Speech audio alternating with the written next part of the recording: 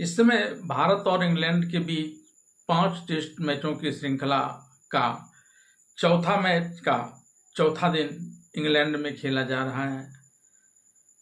इस test match के चौथे दिन तक की अगर हालात पर नज़र डालें तो इसमें पहली पारी में भारत ने 358 रन बनाए थे।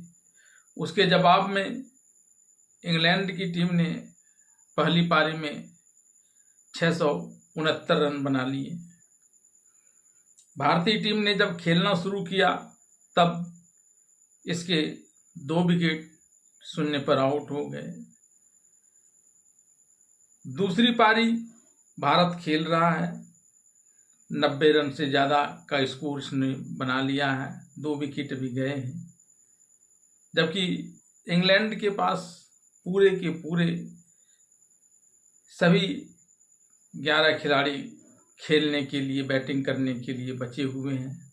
अभी भारत ही दूसरी पारी में बैटिंग कर रहा है और काफ़ी पीछे चल रहा है। 300 रनों का जो लक्ष्य इंग्लैंड ने इसे दिया था उसे पूरा कर पाएगा या नहीं कर पाएगा, यह बात की बात है।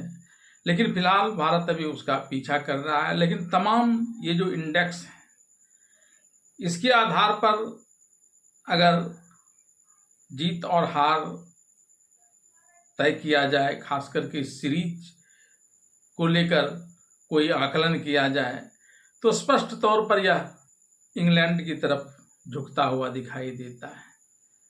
लेकिन कहते हैं ना कि कई बार कुछ ऐसी चीज़ें भी छुपी होती है, वह अगर हो जाता है तो जो चीज़ आगे दृष्टिगोचर हो रहा होता है वह हमारे दृष्टि से ओझल होकर उसकी जगह पर एक नई चीज़ें सामने आ जाती हैं। भारत के पास ऐसा करने का एक अवसर भी है।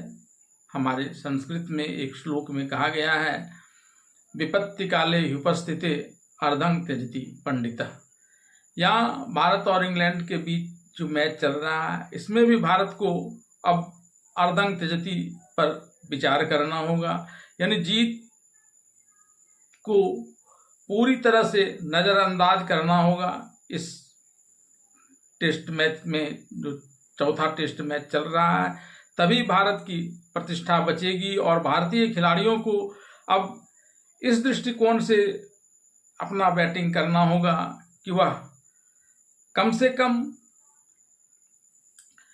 जीत के लिए या इंग्लिश टीम को बल्लेबाजी के लिए मौका देने की जगह जितने भी बाकी समय बचे हुए हैं वह सब का सब, भले ही रन न बने लेकिन भारतीय बल्लेबाज के हाथ में ही बल्ला चमकता रहे, तभी भारत का सितारा भी इस मैच में चमकेगा। क्योंकि तब जो एक मैच बचा होगा बेशक उसका भी पलड़ा कुछ इंग्लैंड की तरफ झुका होगा, लेकिन इतना नहीं जितना इस मैच के हार के बाद हो जाएगा।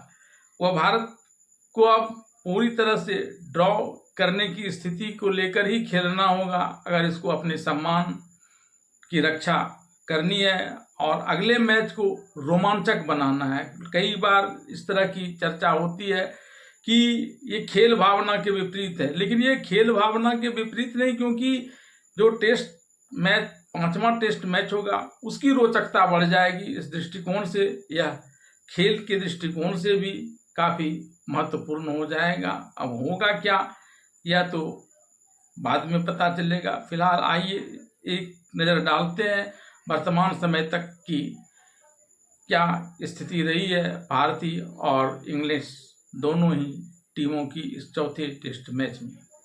इस मैच में अगर टीम इंडिया को हार टालना है तो बल्लेबाजों को आगे आना होगा और जिम्मेदारी लेनी होगी। मैनचेस्टर टेस्ट को ड्रॉ कराने में ही अब भारत की जीत है, इससे टीम इंडिया सीरीज हारने से बच जाएगी। हालांकि उसका सीरीज जीतने का सपना यहीं ख़त्म हो जाएगा। अगर इंग्लैंड यह टेस्ट मैच जीत लेती है तो फिर वह सीरीज अपने नाम कर लेगी, क्योंकि इंग्लिश टीम पहले ही सीरीज में 2-1 से आगे है। इस मैच के ड्रॉ होने के बावजूद भारत अब उस सीरीज में जीत हासिल नहीं कर पाएगा, क्योंकि टीम इंडिया 5 टेस्ट मैचों की श्रृंखला में इस समय इंग्लैंड से 2-1 से पीछे चल रहा है। ऐसे में अगर टीम इंडिया इस टेस्ट मैच को ड्रॉ कर दे, क्योंकि भारतीय गेंदबाजों के खेल को देखते हुए भारत के लिए यह मैच जीत पाना एक महत्तम आश्चर्य से कम नहीं होगा। सामान्य आकलन में भारत ज़्यादा से ज़्यादा इस मैच को ड्रॉ ही करा सकता है। फिर अगर बाकी बचा एक मैच अगर भारत जीत भी लेता है, जो महत्तम संभाव्यता मानी जाती है, फिर भी यह सीरीज ड्रॉ से ज़्यादा कुछ भारत के पक्ष में नहीं हो सकता।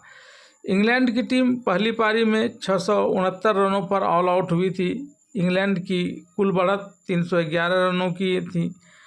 इंग्लैंड के लिए सबसे ज़्यादा रन जो रूट ने 150 रन बनाए, तो वहीं कप्तान बेन स्टोक्स ने 141 रनों की पारी खेली। 10 नंबर के ब्रायडन कार्स ने 47 रन बनाए। भारत के लिए रविंद्र जडेजा ने सबसे ज़्यादा 4 विकेट झटके। जसप्रीत बुमराह और वाशिंगटन सुंदर को 2-2 सफलता मिली।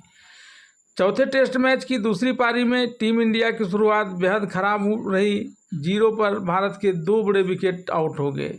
यशस्वी जायसवाल और साई सुदर्शन बिना खाता खोले ही इस मैच में आउट हो गए। दोनों को क्रिस वोक्स ने पवेलियन भेजा।